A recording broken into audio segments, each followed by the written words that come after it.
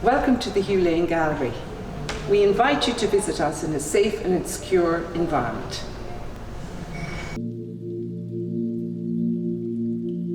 We carefully monitor our visitor numbers so that we can accommodate several hundred people a day in full compliance with government regulations.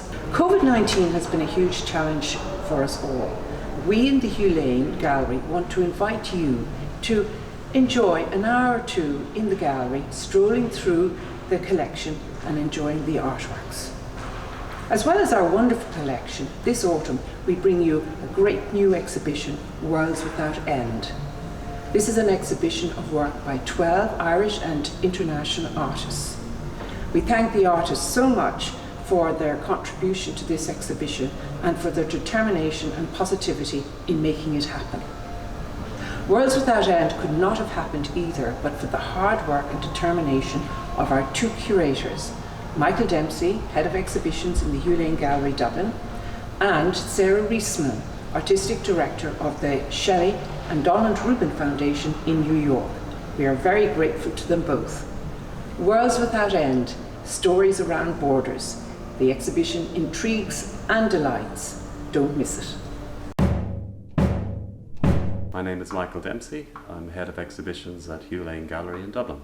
My name is Sarah Reisman. I'm the Executive and Artistic Director of the Shelley and Donald Rubin Foundation in New York City. Michael and I met also with Barbara Dawson at an exhibition that was on view at the 8th floor. The exhibition comes out of another show, Revolution from Without. So Michael and Barbara had come to see that show and were interested in bringing it to the Hugh Lane. If we can cast our mind back, I mean, it was a very different mindset we were looking at. We were looking at the US policy on border fortification, but we were also the uncertainty of where Brexit was taking us. Was there a deal? Was there not a deal? Today we're still in a position where the two countries are edging forward to some sort of relationship that they can maintain, a benign relationship. But now the pandemic has sort of destroyed any of those old notions about how to, in a utopian sense, of how to have a world without borders. And we're learning to cope with that. We've had new borders put up instantly, in Europe. Do we need borders now? It seems to be the case, in that our thinking might have changed. Also, I think this whole idea, the psychological mindset of borderisation, has been imposed upon a larger majority, of the population. We all have this sort of idea of being locked in our homes now. Those who are lucky enough to be locked in their homes, that is now a reality of how we're going to go forward. I came to borders maybe in a different way in relation to the exhibition, in that in Revolution from Without, we featured documentation from a project by Tanya Bruguera called Referendum. And one of the things that she brought up was Trump's border wall will be an issue for Americans. For a lot of us, it was kind of unthinkable that the border wall would be the issue that it's become and that Trump would be president. The last decade in the US has seen a tightening of security at the US-Mexico border. And I think that reflects a major change in US borderization. Worth noting that there's already this rising tide against free movement here in the US. Yeah. And it's like a second tipping point. Yeah. I think 9/11 obviously was a watershed moment for the entire world, not just for the US. Yeah. And now, again, we're at another tipping point, I think, in how security is tightened up at the borders. What we're seeing in the US is that the context here is fraught with a rolling back of rights. With Elaine Byrne's artwork, Blazing Worlds, she's looking at Svalbard as a kind of subject of her film installation, and that also has a sculptural piece, a piece of coal that represents Svalbard's product. That artwork explores this location, which is in the archipelago. It's like this free zone, right? So where the Schengen countries have all signed on to the Svalbard Agreement, people are able to move freely there, right, without a passport. So it's this a kind of novel structure. The issue is that location is set to be the treaty is going to be revisited, from what I understand. I mean, an example that's more kind of aesthetic and maybe conceptual is Raqs Media Collective's Undoing Walls, which is a kind of visualization of how do you take down or dismantle a wall. as an architectural structure? How do you think differently about a kind of civic plan that is put in place to kind of manage the populace, right? It's thinking about like a wall that could be more of a threshold, or it could be porous. So, I mean, those are two works that come to mind in terms of rethinking what the border structure could be.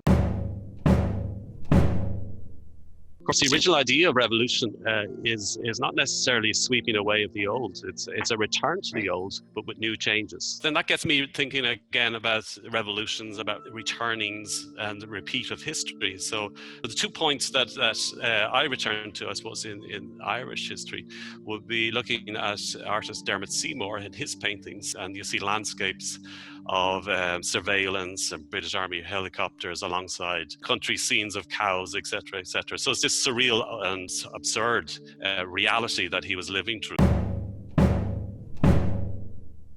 Of course, we had John Byrne, in the commemoration of the Good Friday Agreement, puts up the Border Interpretive Centre around 2000. So it's a way of looking back at these two key points in our history. And now, from John's point of view, back there nearly 20 years ago, we were saying like the Good Friday Agreement, it's done and dusted, we can now move on. But here we are once again, right, looking at this unknown future where we could return. But I think the question right now, and it is sort of a question that I have about art, is what does it mean to make political art in this moment, or to present it curatorially?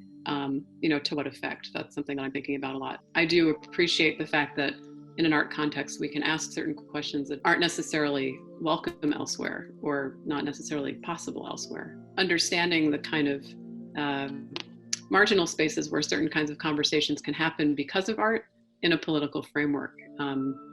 So that's sort of looking forward. I wonder, are there ways that art can change, or should art remain art? It's not a question of art changing, but it's a question of the role of museums and dissemination of art that needs to change. So I think as curators, we have to start asking the hard questions now of ourselves, right, as opposed to asking artists to do the job. As we present collections in museums, that how important it is to remember the past. When we look at the artist Dragana Jurišić, she's trying to reconstruct a country that no longer exists, such as that is Yugoslavia in her work. Is it possible that a country can exist in your memory and yet not exist in reality? Or does that begin to shatter as well your sense of identity? So all of these things are important in the role of the museum and what we present to the public. Yeah, and I think that the idea of like cultural and historic preservation, the idea that art can function as a form of preservation and storytelling. Like the work of Lawrence Abu Hamdan, Walled Unwalled, to me that piece represents a possibility for an artist to do something so deeply critical and incisive around the role of the senses, thinking about sound and its role in sort of political process and political change, also as a kind of form of abuse, right? But he's turned that around in a way that makes us aware of like our own kind of relationship to the senses day to day, and then in a political framework as well. And what came to mind to me there was just that whole idea of war on culture, that how culture is used and weaponized by different ideologies. And so it's important, again, to keep those memories alive and with us in the collections. Absolutely.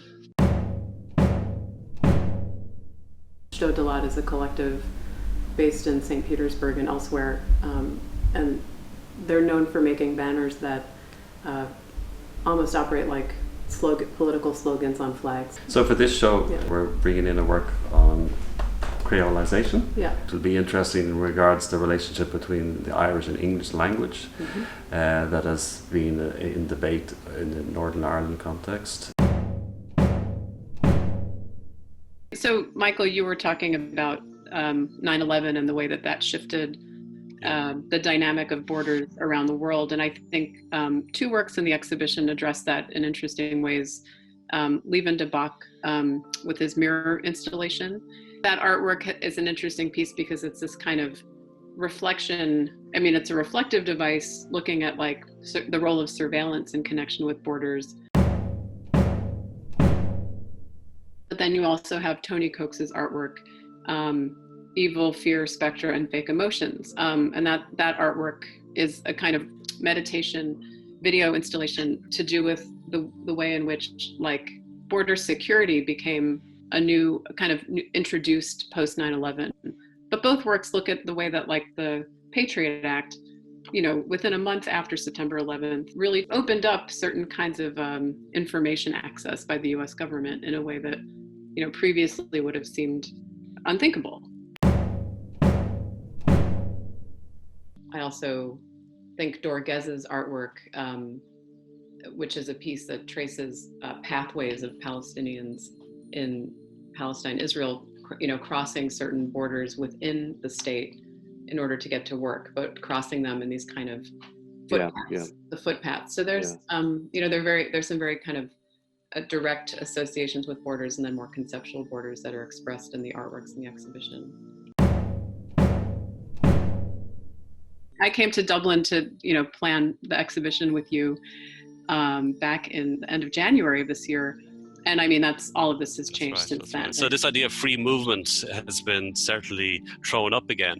And this whole idea of living with social distancing, there are certainly two artists that come to mind. One is Mark Wallinger, so his video of the arrivals at the airport, where you see people hugging and kissing, and all of that's gone now. This social distancing, we have to put our masks on. The other work that I came across also while I was in New York was Ari Marcopoulos, and that whole idea of the sort of neighborhood basketball court. I wonder, is that still an interaction that's possible today, where you see people crossing the basketball court and having a chat and stopping and then moving on? I mean, does that exist anymore? No, that's already I think in the past. There is a lot of activity in New York City parks, but I think in terms of like actual games, it's not allowed. So those two works, although they were made in different contexts, certainly Mark Wallinger regards 9/11 and how that changed airport security.